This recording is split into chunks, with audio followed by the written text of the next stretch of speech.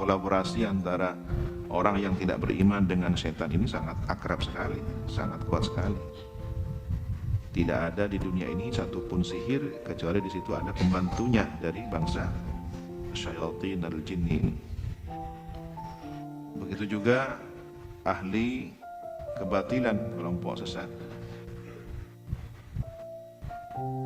Mereka bisa mengatasnamakan apa saja, perdukunan ataupun hal yang dianggap spiritual, padahal di balik itu semua adalah bantuan-bantuan dari syayatin al-jin bahkan wal ins. Bismillahirrahmanirrahim. Assalamualaikum warahmatullahi wabarakatuh. Alhamdulillahirabbil alamin, hamdan wa syukran lillah, wala haula wala quwwata illa billahil aliyyil azim. Syahadu la ilaha illallah wa syahadu anna Muhammadan abduhu wa rasuluh. Allahumma shalli ala sayyidina Muhammad wa ala ali sayyidina Muhammad. Sahabat-sahabatku yang dirahmati Allah, kita sambung lagi dengan part kedua tentang Samsudin memasukkan jin ke mediator, yaitu apabila ada si pesakit diobati itu. Mengapa yang kerasukan ini adalah santri-santrinya? Kita lanjutkan lagi.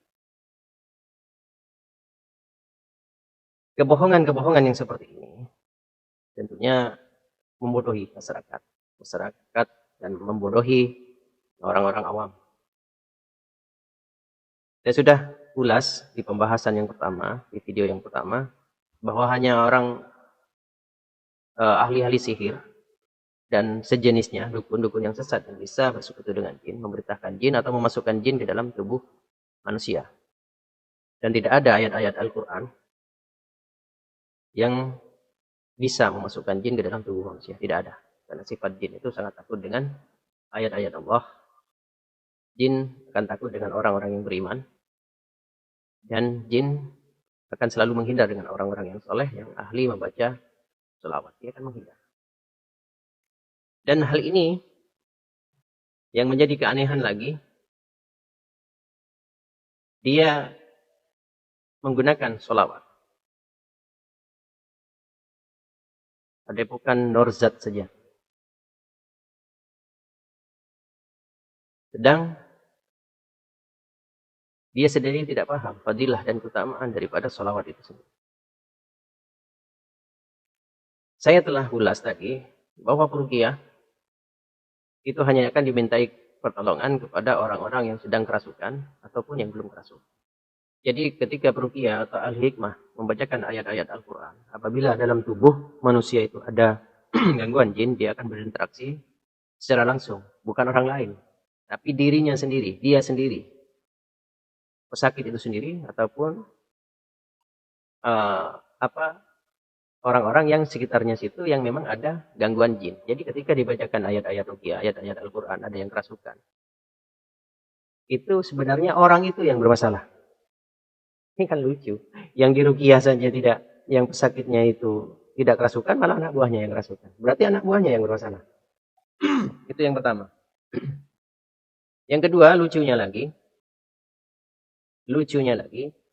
inti dari fadilah dari salawat Nur Izzati adalah salah satunya menghindarkan kita dari gangguan jin, hasutan jin. Ini mengamalkan salawat Nur Izzati, tapi masih kerasukan jin. Ini kan aneh. Berarti sia-sia dong. Sia-sia mengamalkan salawat Nur Izzati kalau Anda itu masih kerasukan jin. Berarti tubuh Anda masih bisa dikuasai oleh jin manapun. Ini mencoreng nilai-nilai dari salawat itu sendiri. Dan jin tidak akan masuk kepada tubuh manusia yang beriman. Ahli zikir, ahli baca salawat tidak akan pernah masuk. Tidak akan pernah bisa.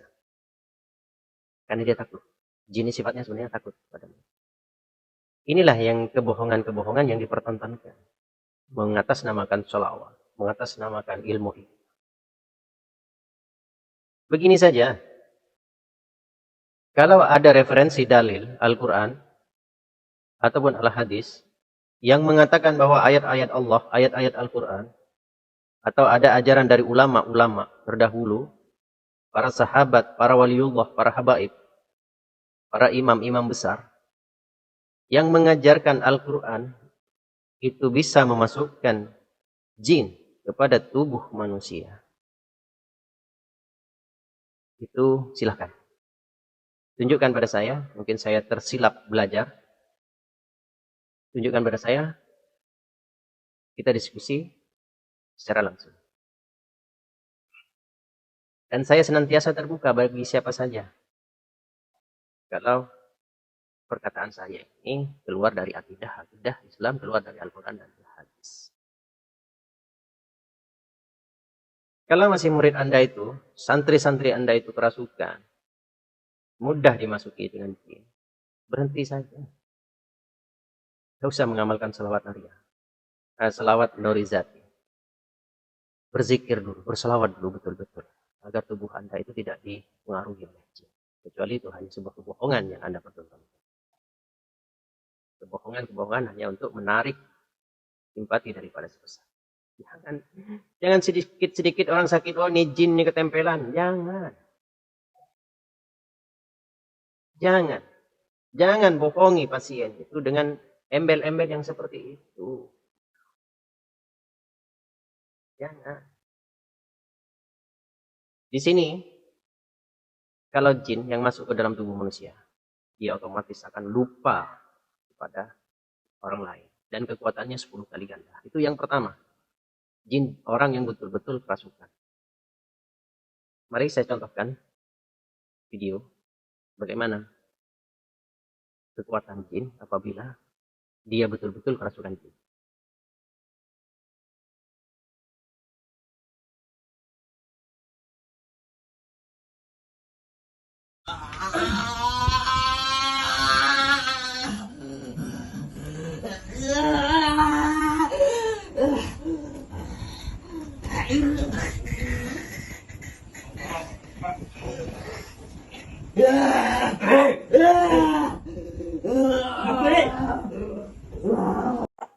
Nah, ini saya contohkan. Jin yang betul-betul masuk ke dalam tubuh manusia, dia akan melawan. Dia tidak peduli orang sekitarnya. Dia akan mengamuk. Dia akan peduli. Ini dengan mudahnya seperti jin bencong. Tidak. Dia akan menunjukkan kekuatannya sampai peruqyah itu betul-betul menguasainya atau mengalahkannya. Kita tonton video yang kedua. Bagaimana sifat orang yang betul-betul kerasukan dari kekuatannya.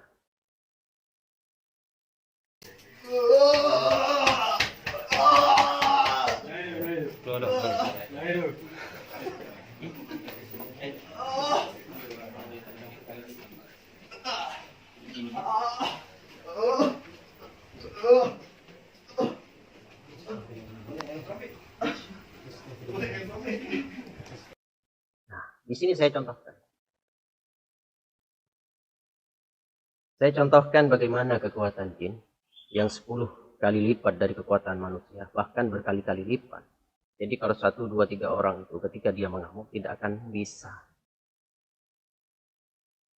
Tidak akan bisa memegangnya atau menyentuh. Itu kerasukan yang betul-betul. Karena saya sering kali sudah menemukan orang-orang yang kerasukan yang betul-betul. Yang betul-betul. Dia tidak sadar dengan dirinya sendiri. Tidak sadar. Bahkan di sekitarnya dia tidak sadar. Kalau masih sadar, masih senyum-senyum, dia diam saja. Itu jinnya bencong. Kecuali itu pura-pura kerasukan. Nah, itu, kecuali dia pura-pura kerasukan. Jin yang ada dalam tubuh manusia itu, dia menunggu. Dia akan ketika bacakan, dia akan terus melawan. Dia akan mengamuk. Menunjukkan kekuatannya. Siapa yang menang? Dan tidak ada. Manusia ini tidak bisa menundukkan jin, memerintahnya tidak bisa. Kenapa begitu? Dengan Allah saja dia tidak mau diperintah dan tunduk kepada Nabi Allah Adam alaihissalam. Apalagi dia jin mana yang mau tunduk dengan keturunan cucu anak Adam. Tidak mau. Karena tugasnya jin ini adalah, dia manusia ini adalah musuh yang nyata. Jin dan setan ini akan senantiasa menghasut manusia ini untuk tersesat dan ikut jalan. Itu perlu dipahami. Jangan sedikit-sedikit jin. Tuh, jin difitnah. Jangan-jangan Anda sendiri yang kerasukan jin. Itu dari segi kekuatan. Terus dari segi bahasa. Orang yang kerasukan, misal. Oke lah, dikirimi ahli sihir, ahli santet, dukun yang sesat. Tubuh itu dimasuki oleh jin itu diperintah oleh mereka memasuki tubuh seseorang. Dia akan mengikuti bahasa di mana dia berasal. Ataupun di mana jin itu tinggal. Tidak semua berbahasa Indonesia. Tidak. Saya contohkan, kenapa saya bisa berbicara seperti itu. Saya contohkan ada seseorang, wanita Melayu. Dia kerasukan jin, karena kedengkian seseorang, dendam pribadi, mungkin pembantunya dulu di Indonesia. Sehingga dia mengirimi jin dari Indonesia. Orang Melayu tidak pandai berbicara Indonesia. Tapi karena jin yang berbicara di situ, dia bisa berbahasa Indonesia dengan fasih. Saya contohkan lagi. Biar paham. Netizen ini biar paham. Kita simak. Kamu. Bagaimana? Bagaimana? Juga kamu bagaimana? Bagaimana kamu? Oh ya, kenapa oleh? Oh ya, kenapa boleh? Oh ya, lagi.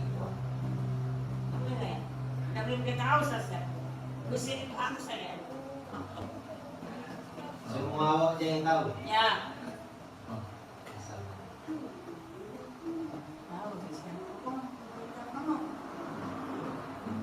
Indo kan lo? Indo juga kan?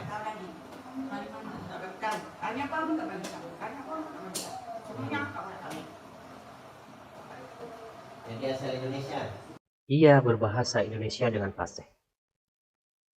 Ini karena jin kiriman dari Indonesia, katanya dia.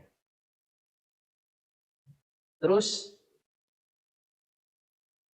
ditambah lagi ada jin yang sengaja dikirim dari Thailand. Dia pun berbahasa Thailand, bukan berbahasa Melayu ataupun bahasa Indonesia. Kita lihat.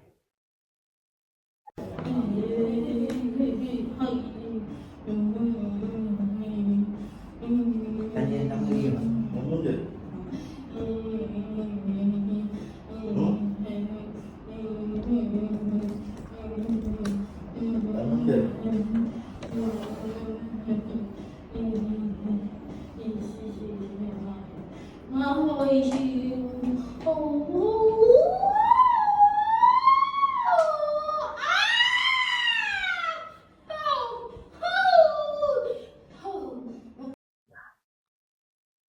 Dia tidak bisa bahasa Thailand. Karena jin dalam tubuh itu yang berbicara, maka dia otomatis dia berbahasa Thailand.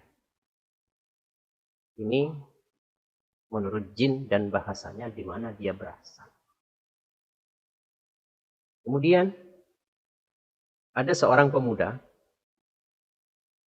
yang dia kencing sembarangan di atas gunung. Kemudian dia dirasuki oleh jin yang berbentuk monyet.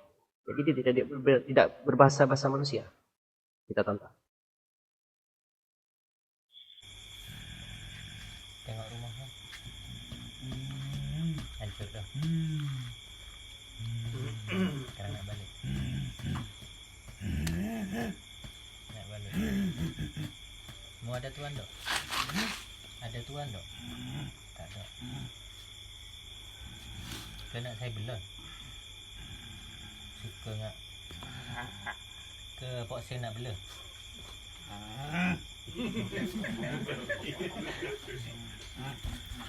Oh, mau naik. ikut saya. Saya buat gitu. Nak ikut saya. Kuasa ke belakang Bang Faisal tu. Sambung. Nak ikut saya. Tapi mau kena pergi tempat lain dulu. Nah, itu kerasukan yang betul-betul.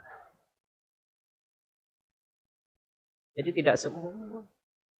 Kalau setiap kerasukan yang bahasa Indonesia mengobati orang kerasukan. Ini pasiennya misal dari Malaysia. Video call. Kemudian santrinya kerasukan. Berbicara Indonesia. Tidak berbicara Melayu. Itu sebuah kebohongan yang mutlak. Mengobati orang Arab. Terus jinnya yang merasuki santrinya. Berbicara Indonesia. Tidak mungkin. Dia akan pasti jin itu. Kalau memang dari Arab, dia akan berbahasa Arab. Kalau jin itu dari Malaysia, dia akan bicara bahasa Melayu.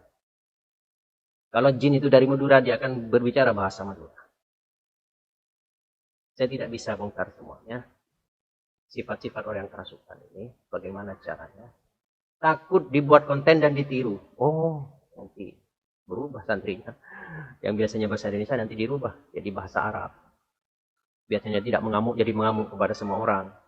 Hanya ingin ditunjukkan secara real dan nyata.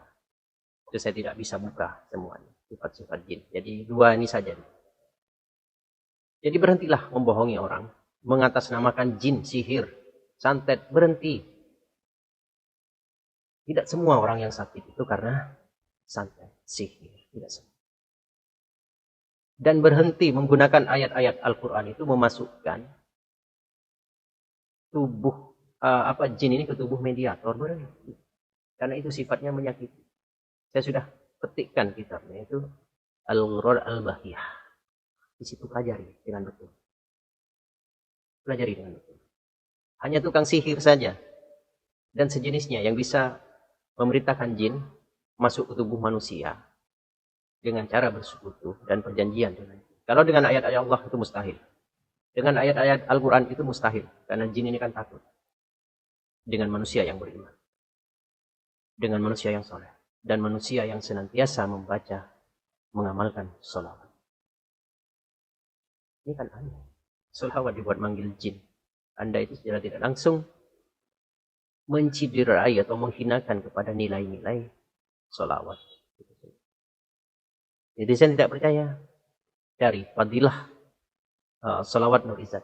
Pasti di situ akan terang. Salah satunya adalah menanggulangi dari gangguan jin. Menghalau, menghindarkan dari gangguan.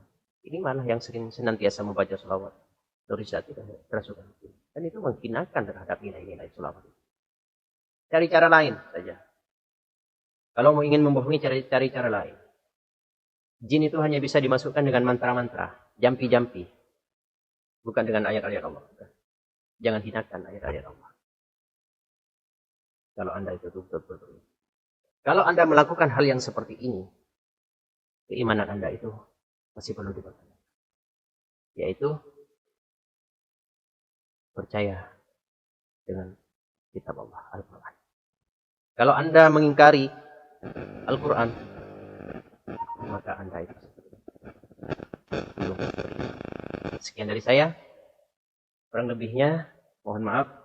Wabillahi taufiq wal hidayah. Walaupun minkum. Wassalamualaikum warahmatullahi wabarakatuh.